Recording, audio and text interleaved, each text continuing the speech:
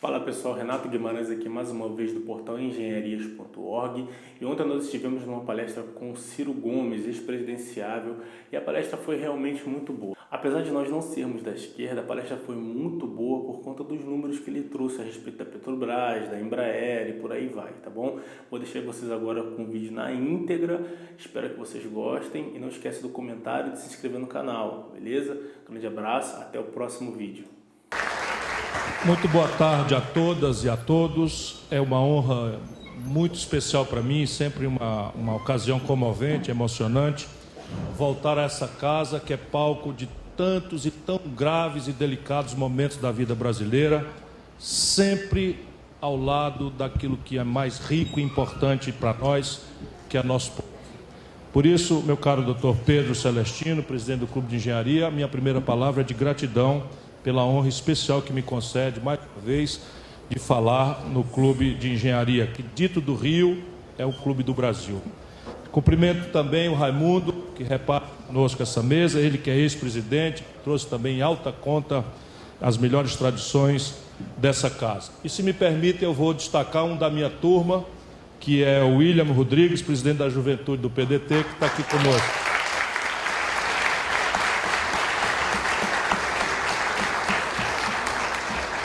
Tento lhes provar, por primeiro, a necessidade de discutirmos de forma inadiável e urgente um projeto nacional de desenvolvimento. Nós não podemos passar aligeirados, porque o que de fato se trata é de se é ou não imperativo a um país como o Brasil, aqui e agora, ter ou não ter um projeto nacional de desenvolvimento.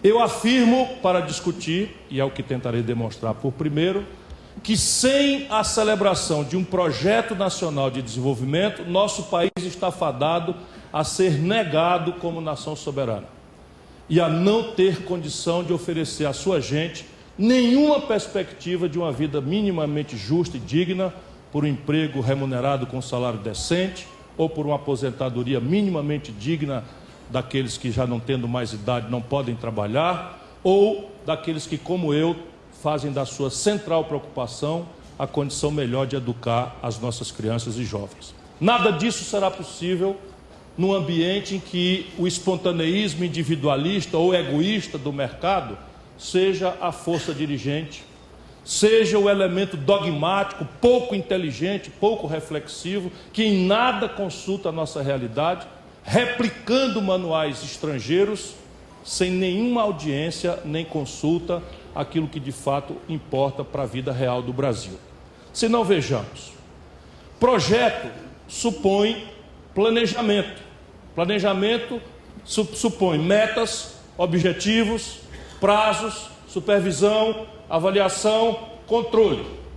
Passa na cabeça de alguém que é possível um país contraditório como o Brasil ter alguma consequência sanitária, 700 mil casos de malária, 382 mil casos de malária nesses últimos 5 meses, de malária não, de dengue, zika, chikungunya, doenças medievais.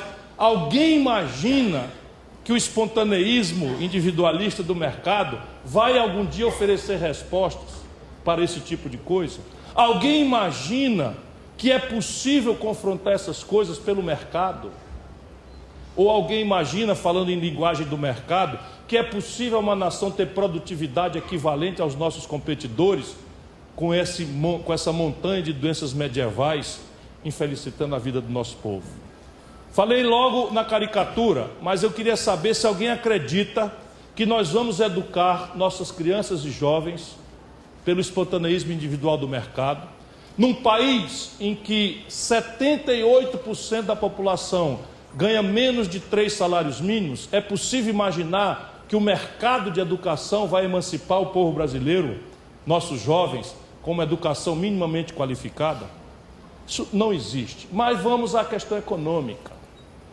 É imperativo que se entenda a necessidade de ser nacional o projeto por uma circunstância muito prática, muito óbvia, que eles se recusam a refletir quando a gente critica.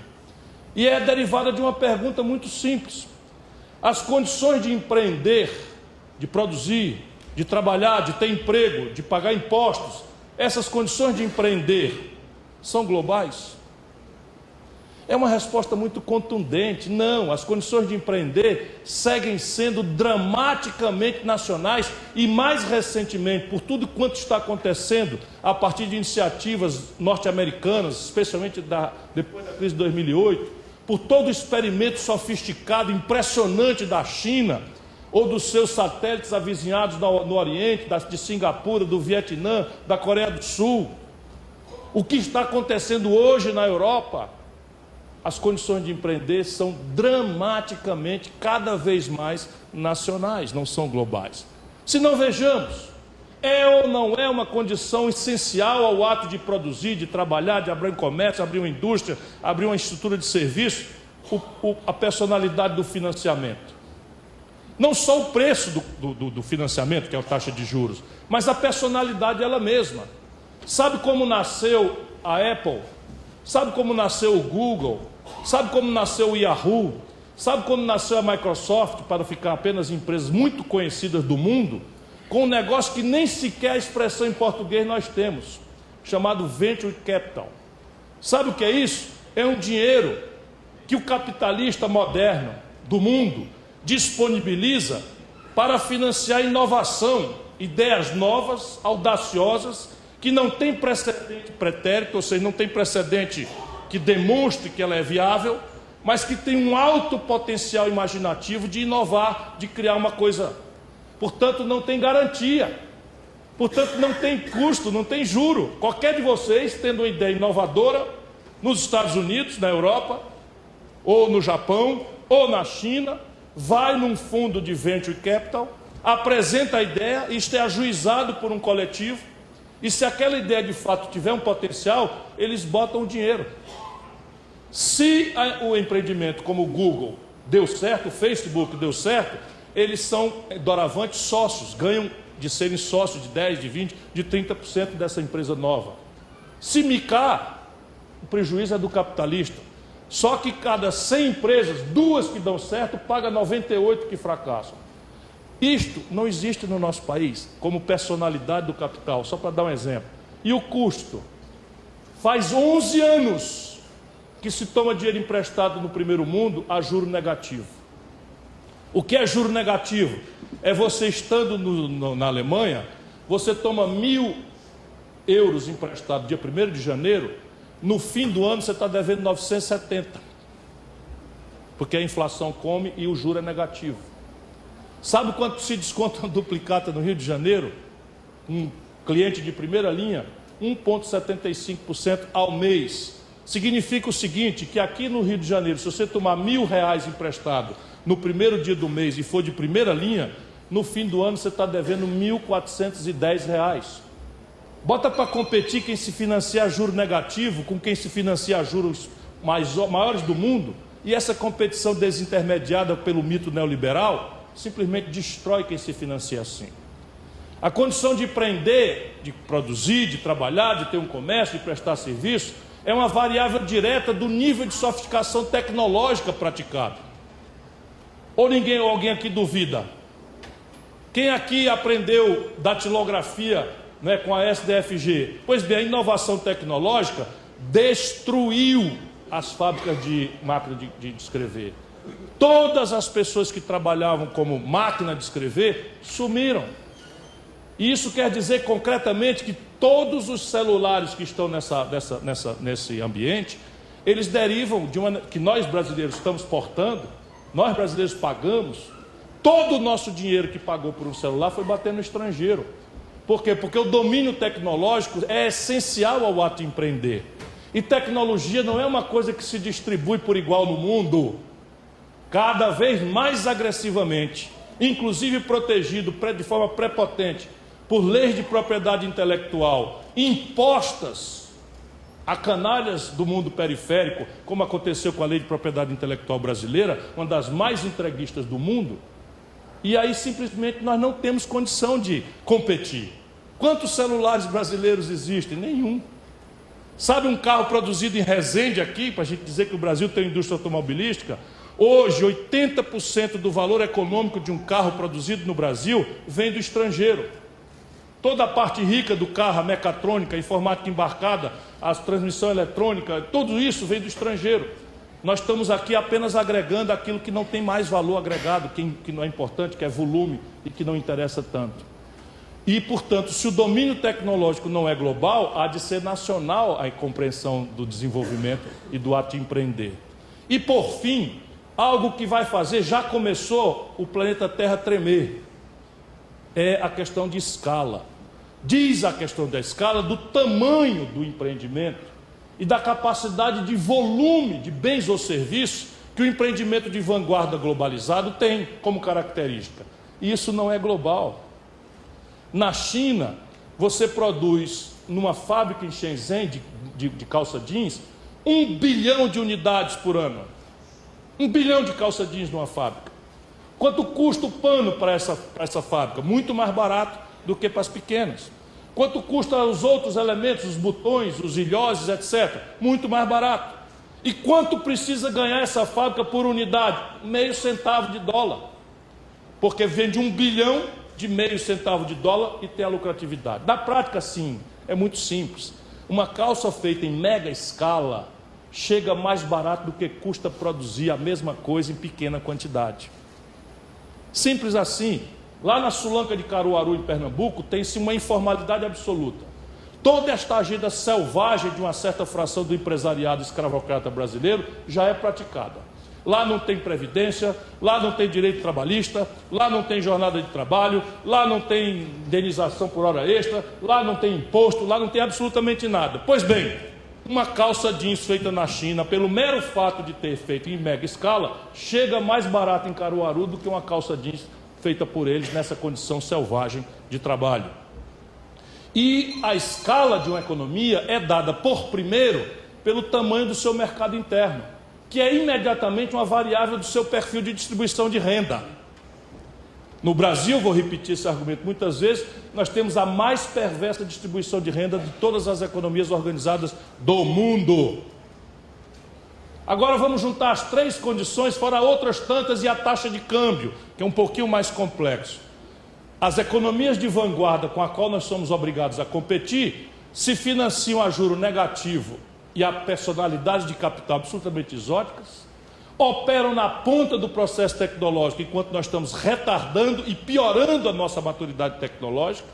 O Brasil está retrocedendo nessa área e tende a se apresentar para a competição com mega escala. Junta esses 3 fatores e bota para competir com uma economia estrangulada no financiamento, retardada tecnologicamente e obrigada a pequena escala, porque 7 em cada 10 empregos no Brasil são germinados por pequenas empresas. Não fica um, meu irmão.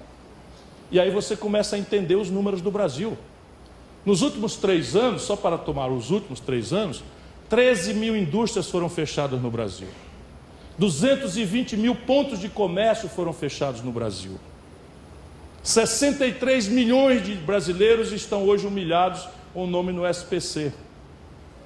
Mais de 5 milhões de micro e pequenas empresas estão negativadas no Serasa, indo para a falência também.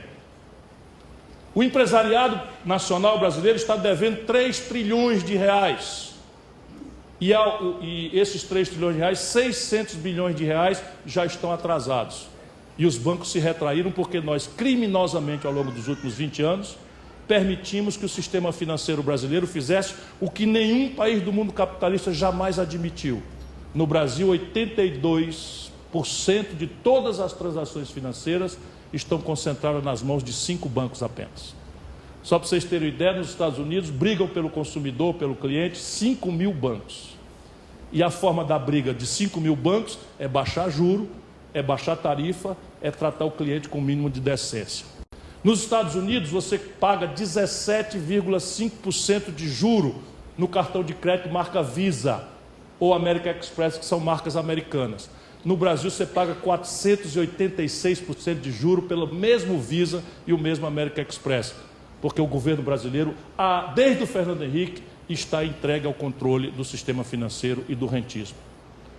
Essa é a cruel realidade. Nós chegamos, então, a um ponto em que acredito, justificada a necessidade de que o país não pode se guiar nesse mundo de procelas e tormentosas questões e complexos desafios, pelo laissez-faire, pelo vai que dá, a ideia de vamos praticar aqui uma agenda do bom moço internacional, que nós vamos ser salvos da nossa tragédia nacional pelo capital estrangeiro. Isso nunca aconteceu.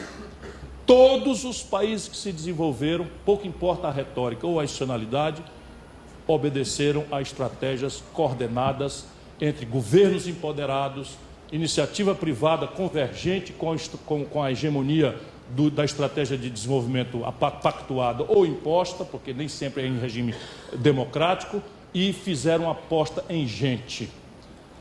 Aposta em gente significa educação de qualidade massiva, em que o Estado é o responsável por prover. Não necessariamente sozinho, mas é ele o responsável por prover o resultado de qualificar o seu capital humano. Pois bem, qual é o projeto para o Brasil?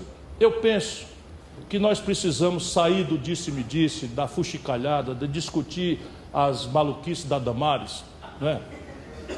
Se criança deve usar, se menino deve usar rosa, não sei o que e tal, pouco me importa qual é a cor, eu sou daltônico, inclusive, para me ajudar no argumento, né? E discutir o que interessa. Não personalidades exuberantes, salvadores da pátria, eles não existem. Isso tudo é ilusão de ótica.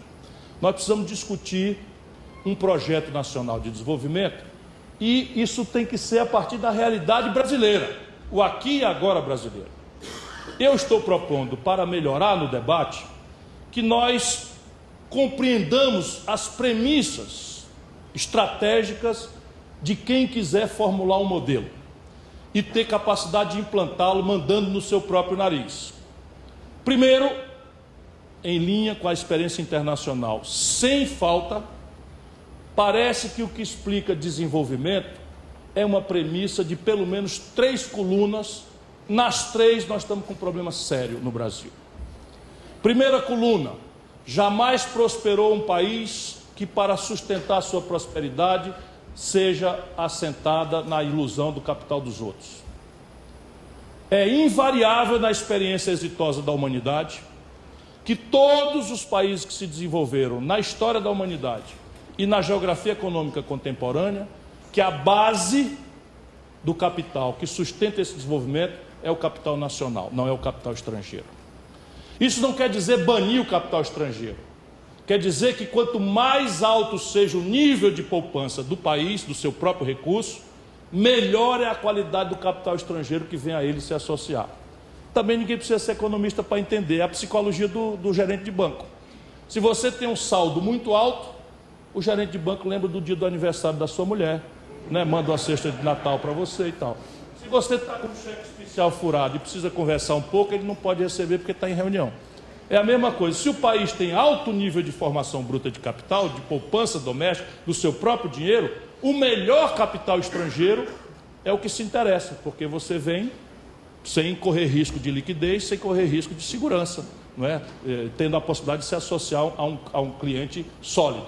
Pois bem, o Brasil tem um precaríssimo nível de capital doméstico.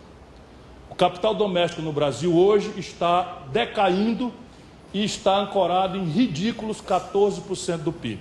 Mal comparando, é como se nós brasileiros produzíssemos 100 riquezas por ano e consumíssemos 86 de cada 100 dessas riquezas. Sobrando só 14 para a gente fazer aquilo que tem que ser feito. Como nós temos uma dívida que está levando algo ao redor de 11% do PIB, não tem capital para sustentar o desenvolvimento brasileiro. E por aqui também nós vamos entendendo a tragédia da estagnação e do retrocesso econômico que nós estamos sentindo. Porém, o animador é que, ao contrário do mito neoliberal, o nível de formação de capital doméstico de um país não é consequência fatalista do acaso. Não é uma coincidência que vai acontecer do jeito ou de outro, conforme Deus abençoou ou não abençoou. Claro que Deus é bom sempre abençoar, e o Brasil tem o Cruzeiro do Sul, lembrando permanentemente, né, que a nossa sina aí com a cruz. Porém, para nossa satisfação, ou pelo menos para atenuar a nossa angústia, eu afirmo com muita convicção de que o nível de capital doméstico, o nível de formação do capital de um país, é consequência de arranjos institucionais que a política faz ou deixa de fazer. Faz bem feito ou faz mal feito. Faz numa direção ou na outra. E a política é uma variável absolutamente dinâmica. Se nós preservarmos o ditado democrático, e essa é a primeira grande questão que o Clube de Engenharia coloca, nós temos que nos ombrearmos todos. Eu não vejo, mas é preciso, sendo quem somos, tendo a história que temos, que a gente bote as barbas de molho e tenhamos clareza de que a transgressão da institucionalidade democrática nos encontrará na resistência, com a arma que for necessária, com a disposição que for necessária para defender a democracia brasileira.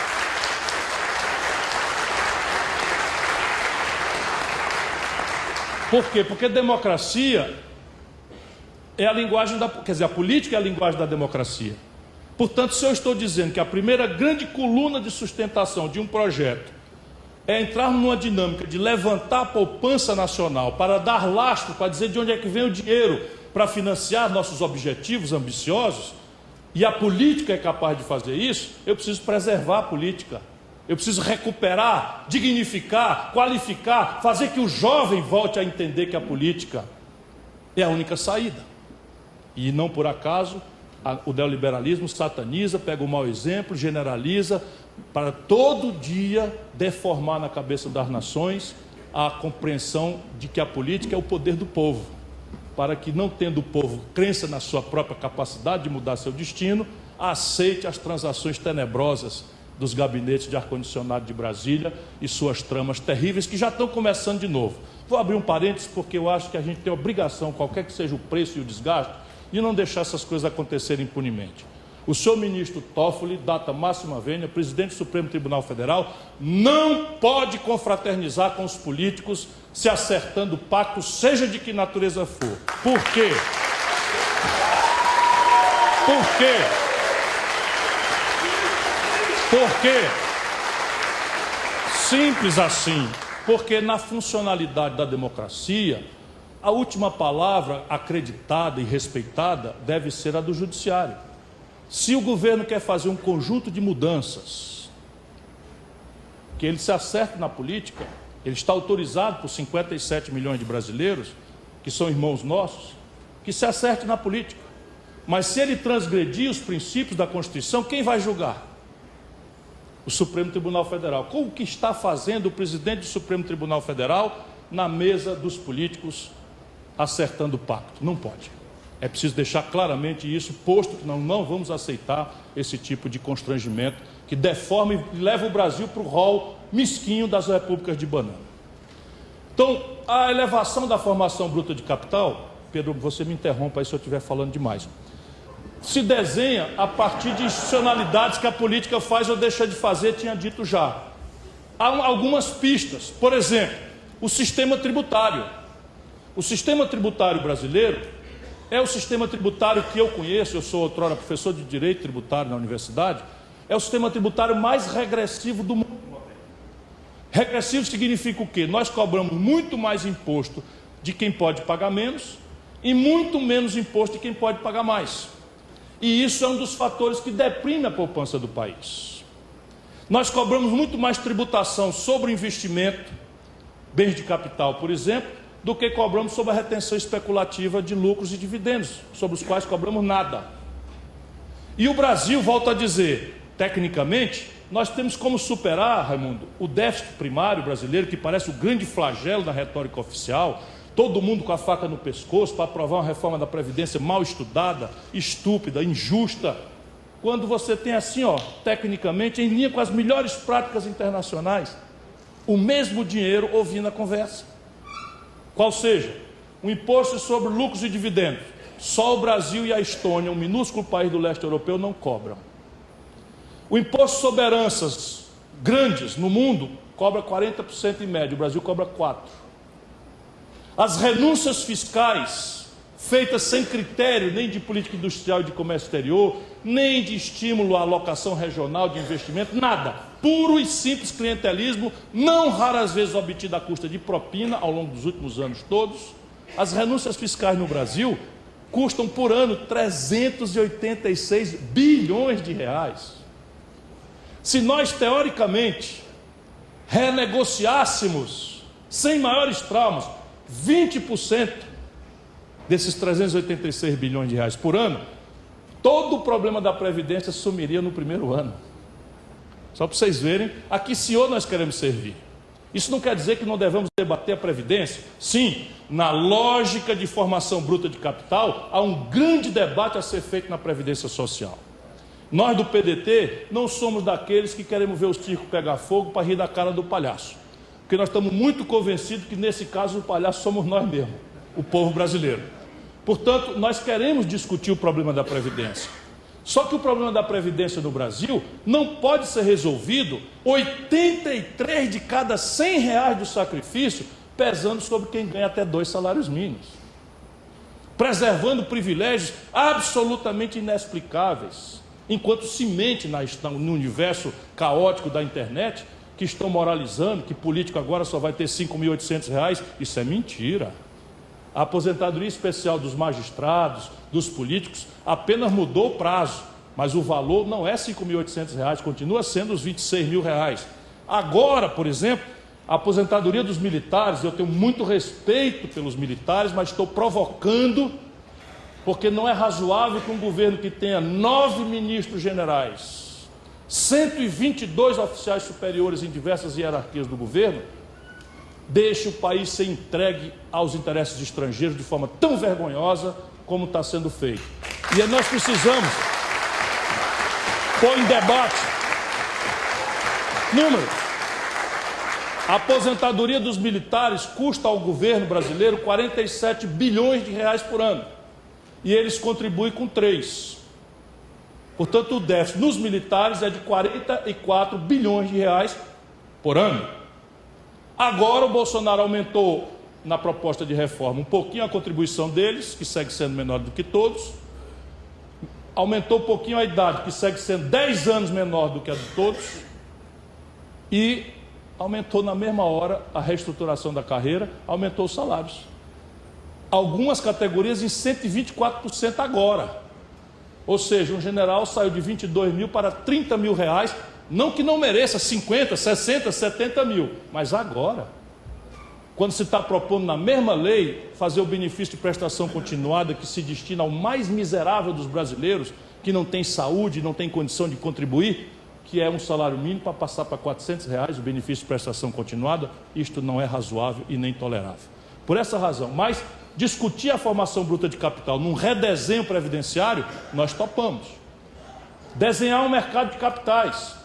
Todo dia nós ouvimos na televisão que a bolsa subiu, que a bolsa desceu. O que eu queria ouvir era, pode furar o meu olho com uma empresa brasileira que tenha nascido com a capitalização feita em bolsa. Bolsa de valores no Brasil é um cassino. É um cassino movido à informação privilegiada, à fraude, que é o que tem acontecido no Brasil. Não há uma empresa sequer que no Brasil se capitalizou investindo, capitalizando via inversão em bolsa de valores. Nenhuma sequer. Isso é preciso ser redesenhado, porque um regime de capitalização público vai precisar de um mercado de capitais bem regulado, administrado com severidade e com punições exemplares aos especuladores que dominam a cena brasileira. A segunda grande coluna de um projeto nacional de desenvolvimento, de novo, em linha com a melhor experiência internacional, pouco importa a retórica, pouco importa o desenho institucional, as línguas que variam, mas é invariável, de fato, que você, por detrás de toda a experiência de sucesso desenvolvimentista no mundo, você vai encontrar uma agressiva coordenação estratégica entre governos empoderados, empresariado, empreendedores convergentes com consenso ou com a hegemonia estabelecida para o desenvolvimento e um sólido investimento em gente. Essa coordenação estratégica, de novo, abomina essa ideia do laissez-faire que nos governa hoje. Então, a ideia de destruir o governo, de desmontar o Estado, de enfraquecê-lo, nos deixa na contramão da experiência de sucesso de todos os países.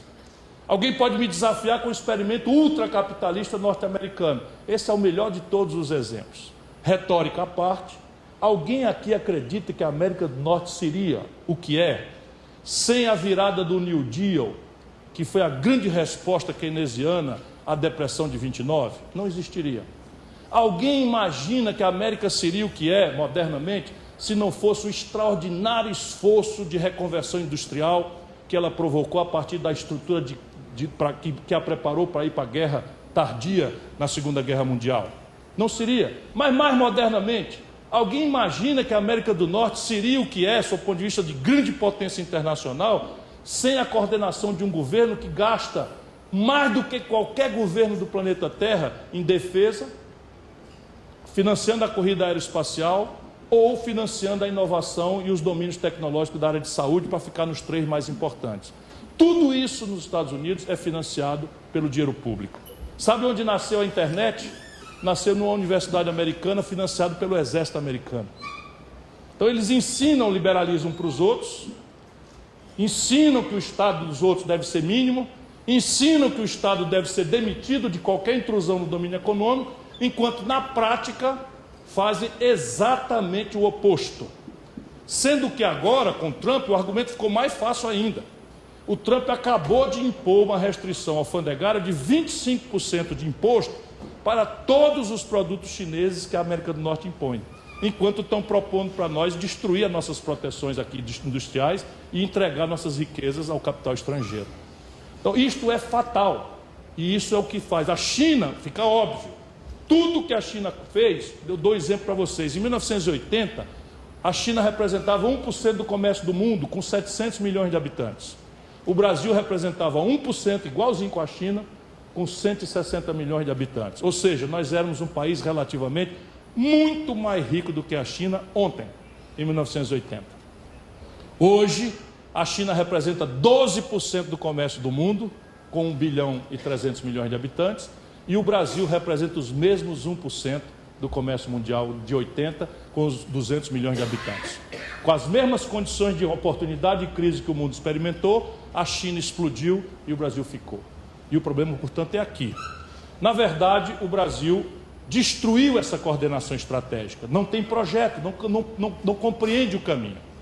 E o terceiro grande pilar, a terceira grande coluna, e é tão ou mais grave ainda do que os outros dois, é que jamais prosperou, se desenvolveu nenhum país do mundo que não haja ali clara a antecedência de um poderoso, crônico e sistemático investimento em gente.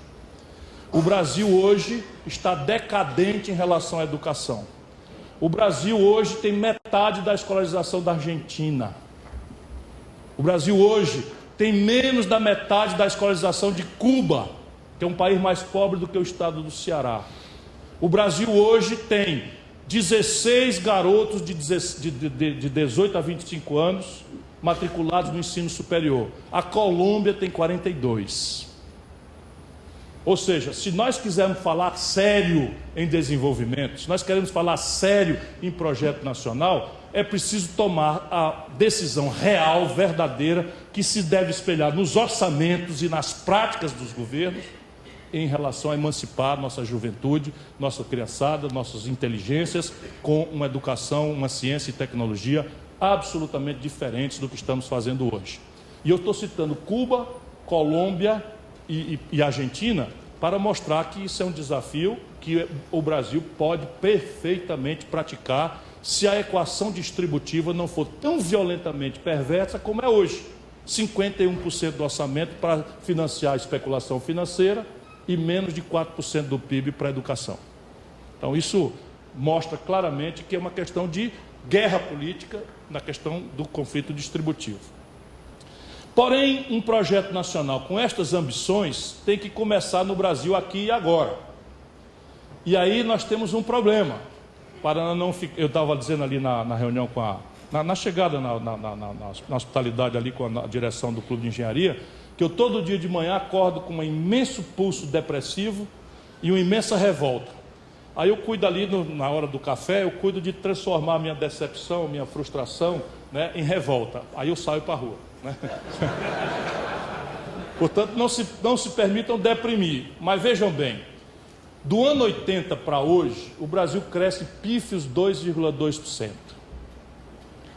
Com ilusões consumistas que logo se dissipam em frustrações terríveis. A ilusão consumista do real com Fernando Henrique, quebrou o Brasil 3 vezes. A ilusão consumista, não digo que não seja bem intencionada, do Lula, e mais longeva do que a do Fernando Henrique, sem nenhuma dúvida, mas acabou na tragédia do governo Dilma, que quebrou o país. E estamos agora, esse modelo não é mais praticável. Mas na prática é o seguinte, o resultado é que 2,2% ao ano é a média de crescimento do Brasil do ano 80 para cá. E a nossa população cresce 1,7% ao ano no mesmo período. Ou seja, teoricamente nós estamos mais ou menos parados desde o ano 80. Se as nossas instituições de distribuição de renda fossem perfeitas, nós estaríamos parados. Mas o Brasil, ao longo desse tempo, produziu a mais perversa desigualdade na distribuição de renda entre todas as economias organizadas do mundo que eu me dou a estudar. No Brasil, 5 pessoas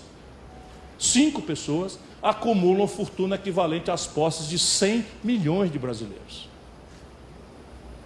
E sobre eles não pesa tributação nenhuma. Essa é a grande questão que nós estamos para discutir. O resultado prático é que o Brasil, na última década, se nós não crescermos 6% o ano que vem, e nem o mais louco dos bolsomínios imagina nada parecido com um terço disso, o Brasil terá experimentado na última década, 2010, 2020, a pior taxa de crescimento dos últimos 120 anos. E por que eu falo isso? Ora, porque crescimento econômico é a premissa do desenvolvimento. Não é só crescer que desenvolve, mas a premissa do desenvolvimento é o crescimento. Porque você distribui renda sem crescer é sangue. Você vai ter que tomar de alguém e imediatamente transferir para outrem. É muito mais difícil do que você ter uma dinâmica de distribuição de renda em expansão da economia. Se a gente não expande a economia acima do crescimento da juventude que chega ao mercado de trabalho e acima dos ganhos de produtividade que a modernização forçada impõe aos processos produtivos, uma colheitadeira destrói 76 empregos e ninguém vai pedir de volta, né, o tempo do trabalhador braçal no corte de cana. Né? O camarada mete uma catraca eletrônica no ônibus, acabou metade dos empregos do ônibus, que é o trocador e o motorista. Então, essas coisas que os economistas chamam de produtividade, o Brasil está forçado a trocar gente por máquina, nas automações, etc. E o resultado prático é que se a gente não cresce acima desse ganho de produtividade e acima do crescimento da população, que ainda é alto, 1,7% ao ano, nós não temos como responder concretamente ao drama do emprego, que é a retomada do desenvolvimento em direção a salários. Se não tem expansão de emprego, a mão de obra superofertada avilta o seu preço. Pouco importa, e eles estão destruindo as regulações. Então, se você tem uma super oferta de mão de obra e você destrói as regulações, o resultado prático é o aviltamento do preço do trabalho, que é o salário. O preço do trabalho, que é o salário, e as proteções sociais, que também estão na ordem do dia de serem desmontadas. Então, é preciso ter muita clareza nessa questão. E aí eu volto à linha de raciocínio. Como é que a gente começa a virada? Bom, para começar a virada e não ser uma poesia aqui, um melhor seria se melhor fosse, que é muito comum, especialmente no campo da esquerda. Outro dia eu vi uma piada, eu vou fazê-la aqui porque eu ando meio mordido com algumas agressões que eu tenho sofrido dos companheiros. Companheiro de 30 anos de luta me agredindo agora porque eu ando falando determinadas coisas, tipo aquela fábula de que o rei está nu. Não, mas eu vi uma fábula, eu não vou nem dizer que é um petista, mas um cara da esquerda tradicional. É muito parecido com uma cartomante com Alzheimer.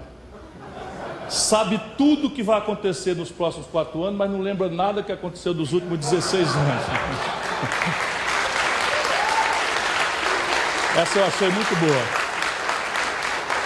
Então veja, para a gente começar a girar a traquitana, começar a virar esse jogo, e isso é uma mensagem para Brasília, aqui e agora. Nós precisamos entender que 4 motores essenciais à ideia de desenvolvimento, de retomar desenvolvimento, que é o segundo grande objetivo estratégico que o Clube de Engenharia está se colocando, lucidamente, na hora mais importante que o país sempre precisou, o Clube de Engenharia fez, que é a retomada do desenvolvimento, tem 4 motores enguiçados. O primeiro motor, que na tradição lamentável do Brasil, cada vez que nós crescemos alguma coisa, por exemplo, no período Lula, crescemos aí um ano 4 pontos, 60% desse crescimento que acontece no Brasil é puxado pelo consumo das famílias. Então, o motor consumo das famílias tem uma relevância central na expectativa da gente sair de retrocesso econômico, de estagnação econômica, para voltar a crescer. Como é que se puxa o consumo das famílias? Renda e crédito. Óbvio. Então vamos lá, renda. 13 milhões de desempregados. 32 milhões de brasileiros empurrados para a informalidade, com a legalização cretina, para não dizer criminosa, feita pela tal reforma trabalhista. Hoje, o maior empregador do Brasil são os aplicativos, que estão remunerando pessoas que eu tenho conversado na rua de Fortaleza e por aí afora, menos de metade do salário mínimo. O camarada ganha R$5 por uma entrega do iFood. R$5 por entrega do iFood. Ele consegue se esfolando, correndo de moto, não sei o quê, fazer 4, 5 entregas numa noite, ganha R$20, R$25 numa noite. Isso é a maior quantidade hoje de empregos que eles estão se gabando, que estão surgindo no Brasil. Uma verdadeira selva do século XIX, trazida de volta pelos canalhas que nos governam. Desculpe, em determinados momentos eu não tenho outra palavra para mencionar sobre essa gente. Pois bem, o consumo das famílias, assim estrangulado pelo desemprego e informalidade, o é ainda mais dramaticamente pelo colapso do crédito. 63 milhões de brasileiros estão com nome sujo no SPC. Isso não tem saída individual. O mercado não entende isso, não está interessado, porque o mercado se basta no fluxo. Ele já há muito tempo atrás, ele contabilizou como crédito não recuperado, já botou na conta dos seus balanços e mantém essa gente toda na escravidão, porque a população mais cedo ou mais tarde paga ali uma prestação, paga duas para tirar o nome do SPC e voltar, porque é uma verdadeira nova escravidão. E quando a gente fala sobre isso, eles levam ao deboche, como se você não pudesse fazer para pobre, para classe média, uma reestruturação de crédito em bases negociais, descontando até 90% dos abusos que estão aí acostados a esse débito, em função de juros, sobre juros, correção monetária, multas descabidas, etc, etc. Esse é o desconto que o Serasa está dando nos feirões do Serasa. E é preciso fazer isso para dar um exemplo prático. O segundo grande motor da economia, só em ordem de apresentação agora, é o investimento empresarial. Ora, precisamos ser economista, brilhante como o Dark, que eu acabei de ver ali, né? É o Dark que está aqui, é isso. Alegria grande revê-lo, eu quero logo mais fazermos uma reunião sobre essas coisas aí, professor. Então, não precisa ser brilhante como o Dark, um dos economistas mais qualificados do Brasil desde sempre. Basta a gente entender o que é desenvolvimento. Desenvolvimento, do seu ponto de vista de emprego, é uma indústria abrir uma filial sem fechar a outra. É uma roça abrir outra roça sem fechar a primeira. É uma loja abrir uma filial sem fechar a outra. Não parece óbvio isso? Vão me desculpando. Pois bem, cada uma dessas, uma loja nova, uma roça nova, exige investimento. Que é agora o outro motor, o investimento empresarial. Como é que se dá o investimento empresarial no Brasil? Nesse momento, há 6 anos, o Brasil está entre 25% e 30% de capacidade instalada ociosos. Significa dizer que o aparato de produção do Brasil está com capacidade de produzir 100 e faz 6 anos que produz 75 ou 70, 75, 70. Quem é que vai abrir uma loja nova, uma fábrica nova, se a velha está trabalhando com capacidade de cá embaixo? Esse é um primeiro fator. O segundo fator é o crédito colapsado. A política de juro alto no Brasil, que perpassa desde o Fernando Henrique todos os governos, os juros mais abusivos do planeta Terra, e já há economistas liberais vendo esta aberração. O André está escrevendo coisas interessantes sobre a impertinência dos juros, e inclusive sobre a questão dos prazos exíguos do ajuste fiscal pretendido, para defender o liberalismo. Vocês imaginam que deve ser o economista liberal mais sério do Brasil, porque nenhum intelectual mais liberal defende essa aberração que a crise de 2008 praticamente revogou. Só no Brasil o ministro está aí com Chicago, com mofo, empurrando goela abaixo para destruir o tecido produtivo brasileiro. Pois bem, o empresariado brasileiro está nesse momento devendo 3 trilhões de reais à banca. 600 bilhões de reais dos quais estão já vencidos. Resultado prático, a banca retraiu-se dramaticamente, ninguém mais renova papagaio de ninguém. Portanto, o crédito privado empresarial também está colapsado. Por quê? porque nós permitimos, ao longo dos últimos 20 anos, vou repetir, que se concentrassem nas mãos de apenas 5 bancos 83% das transações financeiras do país. E nós agora estamos cuidando de destruir o BNDES. Primeiro com Michel Temer, descapitalizando a verdadeira pedalada fiscal, descapitalizando a conta de 100 bilhões a cada rodada, o BNDES, que era um banco de fomento maior do que o Banco Mundial, que o Brasil tinha como ferramenta de financiar a infraestrutura do país, que demanda um crédito de longo prazo, com remuneração minimamente razoável em linha com o mundo, porque ninguém vai fazer uma rodovia, uma ferrovia, com juro de 41% ao ano, com prazo de 6 meses para pagar. Isso não existe em nenhum lugar do planeta Terra, como não existe infraestrutura em nenhum lugar do planeta Terra sem o concurso do setor público. Pois bem, então destruindo o BNDES e concentrado na mão. Então, ou a gente resolve isso e o mercado aqui tende a piorar. Se deixar, o doutor Guedes mais o seu Bolsonaro vão entregar aos estrangeiros os 2 bancos públicos. O Guedes já anunciou que vai entregar o Banco do Brasil ao Bank of America. E a Caixa Econômica já está sendo esquartejada e os seus núcleos de negócios mais rentáveis já estão sendo entregues à iniciativa privada. Ou seja, o Brasil vai ficar com 3 bancos. E aí, colapso derradeiro. Terceiro motor, o investimento público. Evidentemente, fica muito flagrante que um dos dramas do Brasil é o colapso do financiamento do setor público. O Brasil está hoje, meus compatriotas, com o menor volume de investimento desde a Segunda Guerra Mundial. Não é porque a gente investia muito antes, não, é porque esse número só começa a ser levantado em 1946. Pois de 1946 para hoje, o Brasil, consolidando União, Estados e Municípios, está com o menor volume de investimento executado e aprazado. Eu estou, inclusive, com o Observatório Trabalhista, de cada 3 meses nós vamos atualizar. A execução orçamentária do governo Bolsonaro, em todos os setores, está sendo menor do que todos os governos que nós tivemos antecedentes a ele, no mesmo período, comparando sazonalidade com sazonalidade.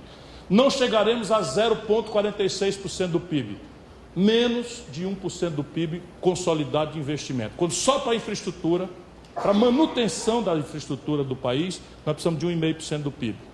Para a ciência e tecnologia, só para manter aquilo que está aí posto, projetos Sirius, etc., precisamos de 1,3% do PIB.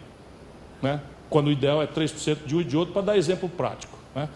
Portanto, aqui também é preciso uma ação pública, uma ação estatal, que é possível de ser feita. Você tem alguns caminhos, por exemplo, criar um fundo soberano, aproveitando ainda esta janela de oportunidade que o juro internacional é negativo, criar um fundo soberano lastreado pelo dinheiro que vem para o Brasil, deformando a taxa de câmbio para os agricultores, mas talvez lastreando também com uma fração pequena que seja das reservas internacionais do país, para fazer uma estrutura de crédito com RED por conta do freguês. Eu quero só dar detalhes aqui, aligerados, para dizer que tem saída também para essa gravíssima e complexa questão que, aparentemente, sendo privada, assumiu o status de ordem pública, porque é um dos 4 motores da retomada do desenvolvimento. E, por fim, a questão da política industrial e de comércio exterior. Se me permitir, eu vou abusar um pouquinho da sua paciência, porque talvez aqui a gente precise aprofundar um pouco mais os detalhes. O que é isso? A ideia neoliberal é de que não faz sentido um país ter política industrial e de comércio exterior, e que isso é um assunto para ser resolvido pelo mercado. Então, se o mercado quiser, ele vai para o comércio exterior, se ele não quiser, ele vai para o mercado doméstico. E isto é uma grosseira inverdade à luz da experiência empírica de 100% dos países exitosos do mundo. Todos os países, pouco importa a retórica, formulam política industrial e de comércio exterior. Os americanos agora, volto a dizer, estão dando caricatura para servir de atenuante para o nosso debate de argumentos. E não adianta dizer que o Trump é inorgânico, porque o Trump é orgânico à plutocracia americana. E resultado, quando o camarada estabelece, por exemplo, uma proibição para que as empresas de chip americano vendam para a Huawei, o que é isso? Isto é simplesmente uma ação de boicote a uma essencialidade da especialização produtiva do mundo, que vai obrigar os chineses a desenvolver um chip. Coisa que ninguém ia mais fazer, porque eles tinham a Intel tinha um ganho em escala de tal forma que era mais prático para uma empresa de telefonia e telecomunicações americana ficar com o chip, a chinesa ficar com o chip americano. E o Trump, para matar a Huawei, proíbe, como proibiu a China de comprar a Qualcomm. A China, já vendo isso, quis comprar uma empresa de chip, que é a Qualcomm, dinheiro privado, negócio privado. O Trump baixou uma ordem presidencial proibindo a venda e o negócio, enquanto ensina para os outros que nós não podemos nos meter no assunto Embraer só para não deixar o sangue esquentar antes do tempo, né? Canalhas!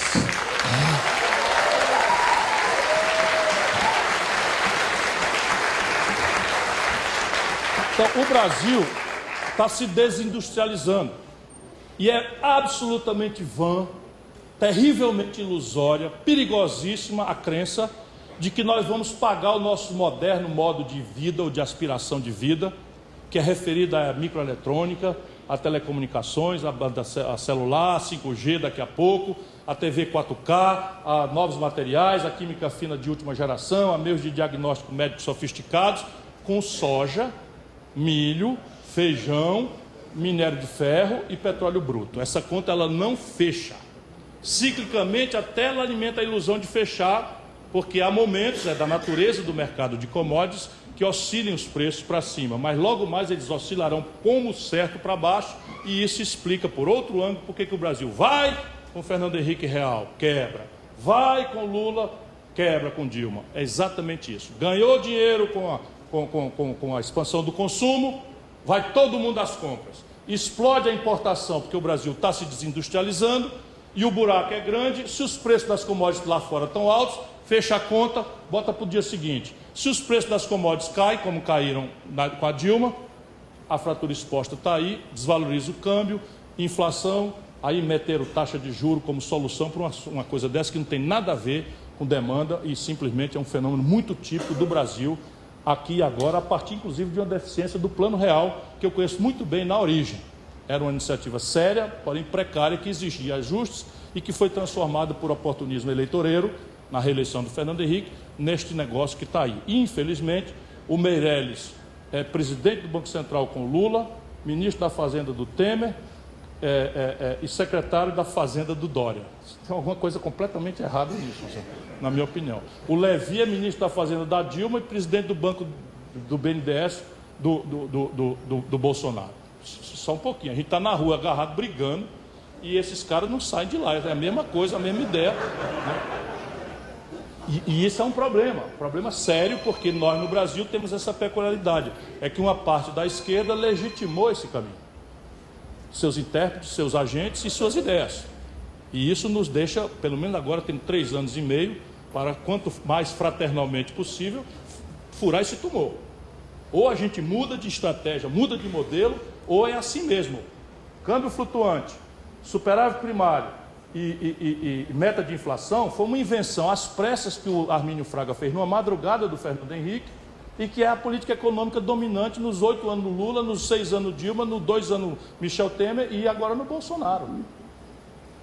E isso aqui proíbe o país, não é, de ter gestão da sua macroeconomia. Porque o câmbio, se você tiver, por exemplo, um boom de commodities, você tem uma apreciação artificial. Quer ver o número? Quando o Lula tomou posse, se fosse hoje, a taxa de câmbio estava R$ 9,20. Sabe a taxa de câmbio que está aí batendo em 4?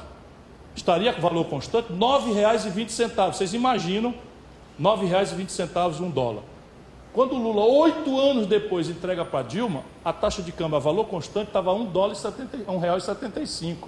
Isso para consumo é uma maravilha. Fica muito mais barato você sair do Rio para Miami do que ir para Fortaleza, quando todo mundo aqui naturalmente sabe que Fortaleza é muito melhor do que Miami, né?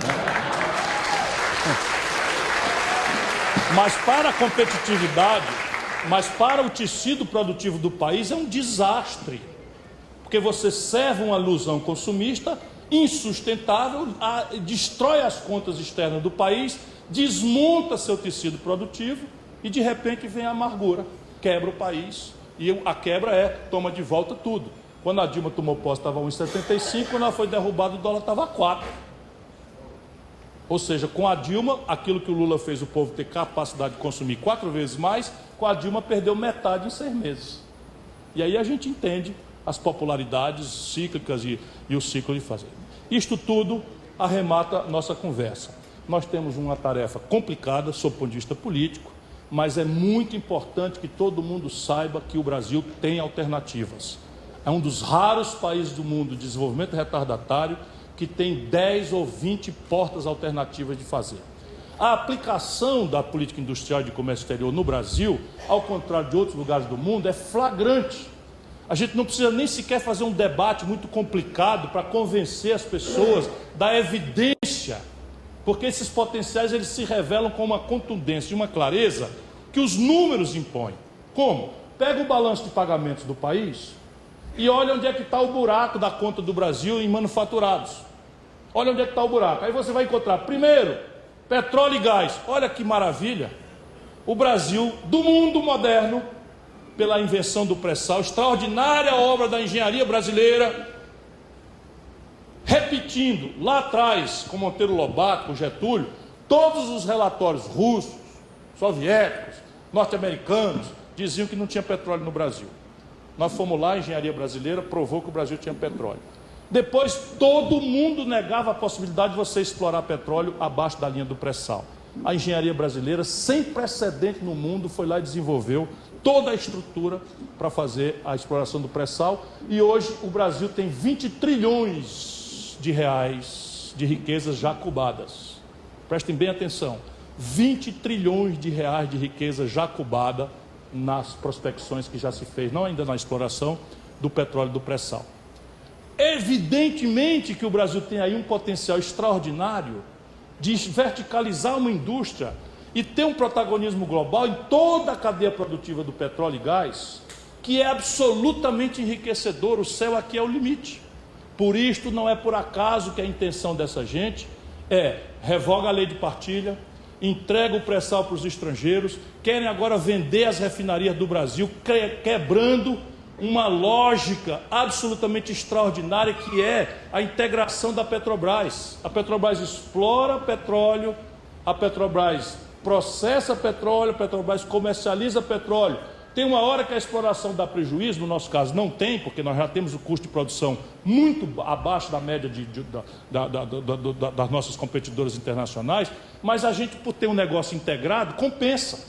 Dá prejuízo a comercialização, compensa com o refino, e eles estão desconstituindo isso. Descobriram essa maravilha. Ao invés de fazer um debate sobre a privatização, eles estão esquartejando e vendendo aos pedaços, como já fizeram com a TAG no Nordeste, que está suspensa por liminar, como estão fazendo com a BR Distribuidora, que é simplesmente a única chance que nós temos de abastecer esse país.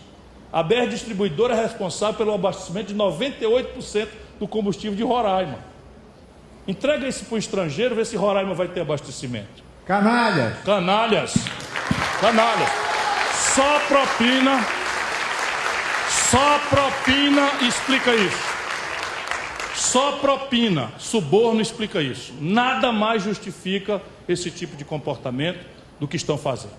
Então você tem o complexo... Aí quando você olha na conta, o complexo industrial da saúde. No ano passado, gente querida, a União Federal Brasileira, e eu desconfio que se botar o setor privado e os municípios e estados, nós vamos multiplicar por 3, mas esse número eu não tenho, então eu vou falar só o número da União Privada, da União Federal. A União Federal importou do estrangeiro, Raimundo, 19 bilhões de dólares do complexo industrial da saúde. Cama de hospital, fármacos, próteses, bengala, cadeira de roda, meios de diagnóstico médico e tal. 80% desse aparato tem patente vencida. Que você monta um instituto de engenharia reversa lá no interior do semiárido do Nordeste ou no fundão da Amazônia, abre copia e terceiriza para garotos da universidade com venture capital, com a compra governamental engatilhando a garantia da minimização do risco de mercado. O Brasil vira um protagonista global pelo tamanho na questão do complexo industrial da saúde. Isso é potencialmente muito extraordinariamente enriquecedor. O senhor Jair Bolsonaro foi aos Estados Unidos e foi surpreendido fora do protocolo por um repto do senhor Trump. Ali o senhor Trump oferece ao Brasil um lugar na OCDE. O Brasil recusa esse lugar na OCDE há 20 anos. Nós nunca nos interessamos por isso. Não interessa para o Brasil, não temos nada a ganhar ali. Em troca, disse o senhor Trump para o senhor Jair Bolsonaro, o Brasil tem que abrir mão do status de nação em desenvolvimento na OMC. E o Bolsonaro, sem saber nem o que é isso, diz, pois não, perfeitamente.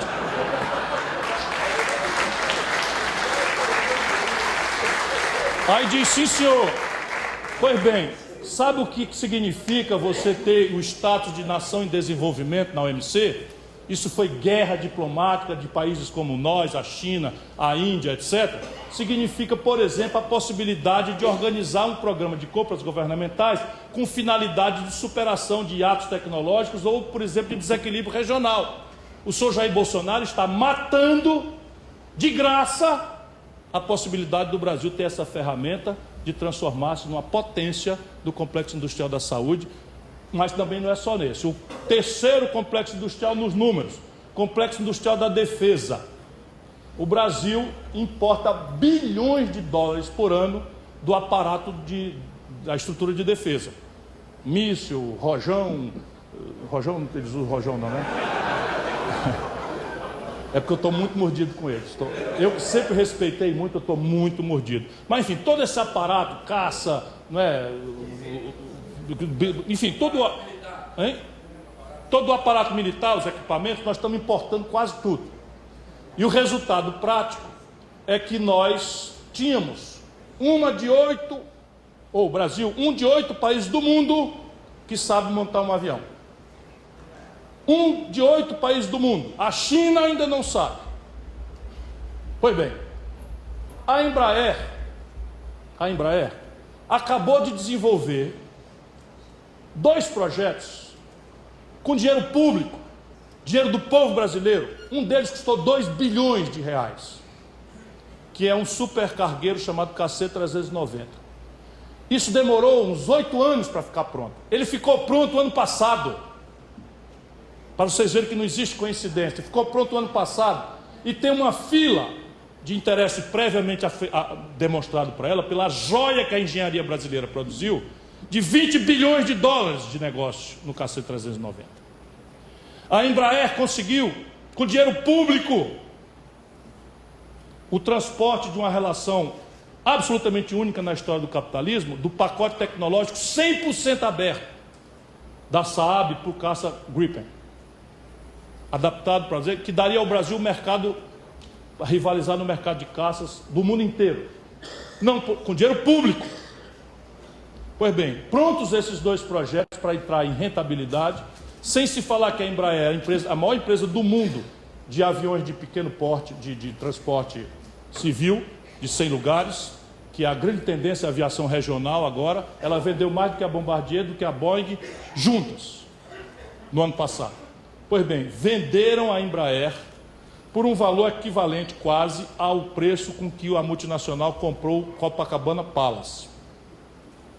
Ou pouco mais do que a Avon, a Boticário não, a Natura gastou para comprar a Avon. Aí tem também, suborno. Traidores do Brasil. O brigadeiro Eduardo Gomes, patrono da Força Aérea, e o Duque de Caxias deve estar revirando no túmulo de vergonha daqueles que seus contemporâneos de hoje que permitem, por omissão ou por ação, um crime dessa natureza. Por quê? Porque é a maior empresa de engenharia do Brasil. Sabe quantos engenheiros trabalham sabe quantas pessoas trabalham na Embraer? 18 mil. Sabe quantos são os engenheiros lá? 8 mil engenheiros. E isto é uma plataforma para usos civis absolutamente inimagináveis. Por exemplo, no pacote tecnológico da Saab está um capacete que é conectado com inteligência artificial no avião, de maneira que o piloto não precisa pilotar o avião em condição de batalha, ele apenas precisa prestar atenção para se defender ou para atacar no inimigo potencial. Esse capacete já estava sendo fabricado no Rio Grande do Sul, para vocês verem. E aí é microeletrônica, é inteligência artificial, cujos desdobramentos para efeito civil, qualquer coisa está aí no mundo para fazer. O Brasil podia começar a aspirar por essa verticalização potencial que a indústria bélica sempre teve na história da humanidade. Pois bem, esse é o outro complexo industrial e eles estão fechando a porta pela entrega vil da Embraer aos estrangeiros. E, por fim, o complexo industrial do agronegócio. 40% a 50% dos custos de produção da agricultura mais competitiva do mundo são importados do estrangeiro. Só para vocês terem uma ideia do crime que está acontecendo debaixo das nossas barbas, a Petrobras estava quase terminando uma fábrica de fertilizantes no Mato Grosso do Sul. Veio o governo Temer e entregou para estrangeiro, que simplesmente comprou para fechar a fábrica, para ela não funcionar. E o senhor Jair Bolsonaro está licenciando a pencas por dia princípios ativos de agrotóxicos que estão banidos da Europa e dos Estados Unidos para que essas multinacionais desovem aqui, inclusive estoques letais proibidos de fazer lá fora. Esse, gente querida, é um país sangrado e nós precisamos conhecer isso e não será com conversa fiada. O Brasil precisa levantar. Obrigado por sua atenção.